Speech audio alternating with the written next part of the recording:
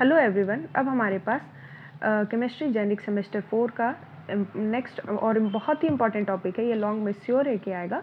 ये है van der Waals equation of state. अब समझते हैं क्या है। Van der Waals equation is a mathematical formula that describe the behaviour of real gas. Real gas का क्या बिहेवियर होता है वो उसको डिस्क्राइब करने के लिए ये इक्वेशन लाया गया था। It is an equation of state that relates the pressure, temperature and molar volume in a fluid. क्या टेम्परेचर होता है, क्या प्रेशर होता है, क्या मोलर वॉल्यूम है किसी भी फ्लूइड का, उसको डिस्क्राइब करता है या रिलेट करता है। जैसे कि P is equal to pressure है, P is equal to RT upon V minus A upon V square. तो P यहाँ पे प्रेशर है, R है universal gas constant, T absolute temperature है, V मोलर वॉल्यूम है, B गैस कांस्टेंट है, A gas constant है। ये the equation of state PV is equal to RT for perfect gas can not be described cannot describe the behavior of a real gas। ये जो PV is equal to RT है ना, वो real gas के behaviour को describe नहीं कर पाता है। Real gas show deviation from ideal gas behaviour which obeys gas law strictly.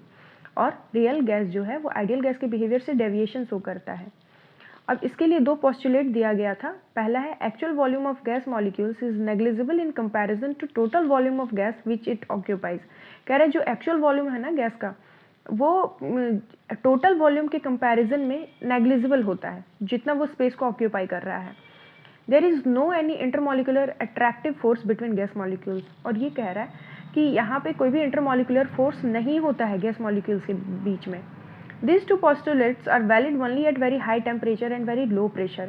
पर ये दोनों postulate तभी valid माना गया है जब टेम्परेचर बहुत हाई हो और प्रेशर बहुत लो हो।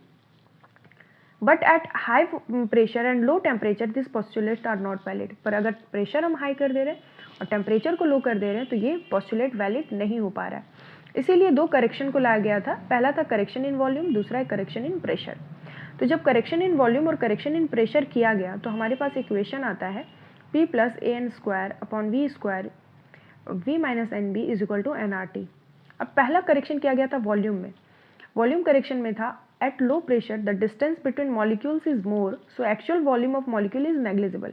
जब हम प्रेशर को कम करते हैं ना तो जो एक्चुअल वॉल्यूम ऑफ गैसेस उनके मॉलिक्यूल्स के बीच में डिस्टेंस बहुत बढ़ जाता है, ठीक है।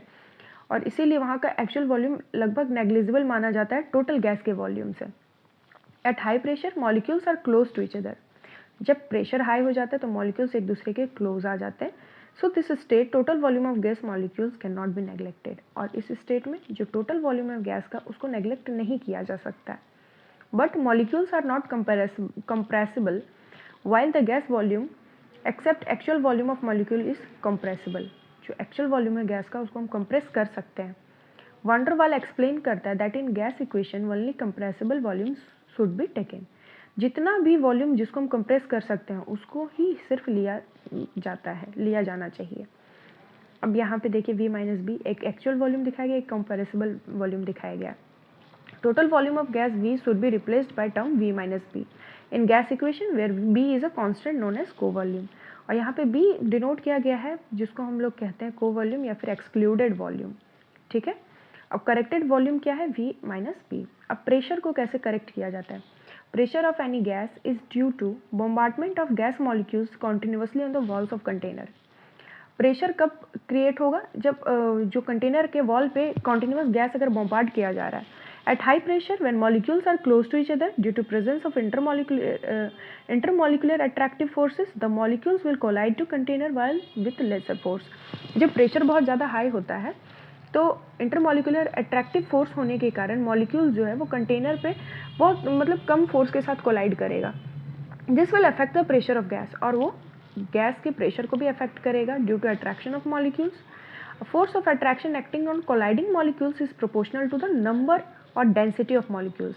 जितने force of attraction colliding molecules में प्रेजेंट है वो डायरेक्टली प्रोपोर्शनल होता है नंबर या फिर डेंसिटी ऑफ मॉलिक्यूल्स के बीच में, जो कि और इन्वर्सली प्रोपोर्शनल होता है उसके वॉल्यूम का, ठीक है। ए क्या है, ए हमारा कांस्टेंट है। अब देखिए जब प्रोपोर्शनलिटी का साइन हम लोग हटाते हैं तो उसको रिप्लेस करके ए का वैल्यू डालें मतलब वो एक कांस्टेंट है जो कि डिपेंड करता है नेचर ऑफ गैस। अब जब ये पूरे लॉ को मॉडिफाई किया गया तो P1 V1 is equal to RT।